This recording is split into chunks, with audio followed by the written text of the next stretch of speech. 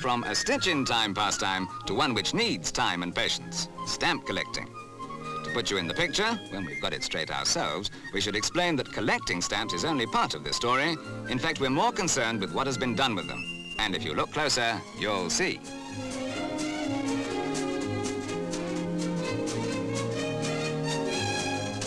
Well, as you probably realize now, the paintings, and for that matter, everything else in this room, are composed of ordinary, unembellished stamps. The brainchild and life's work of one man, the great circus clown and pantomimist Albert Shafer, who died in 1959 at the age of 83. The stamp room, as it's called, took him 60 years to construct. It's fitting, too, that this dream is being perpetuated by a great modern clown, no doubt you've already recognized him, as a living memorial to the old maestro.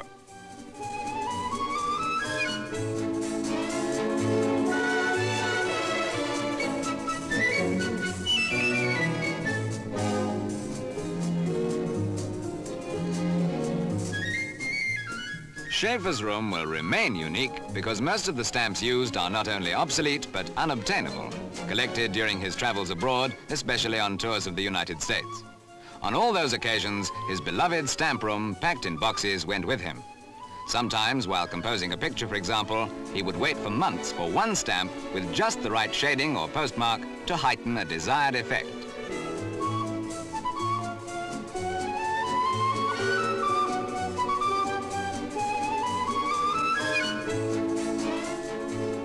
On Shafer's death, the stamp room, in pieces, was left to gather dust, his widow being unable to assemble it on her own.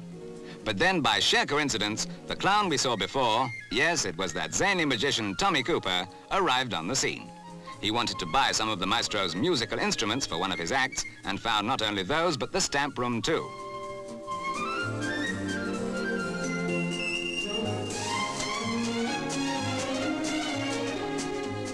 Behind that clowning facade, Tommy has a deep affection for the theatre and some of the great men from its past.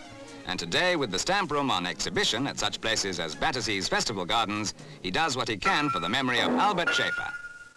They laughed when I sat down to play, but who cares?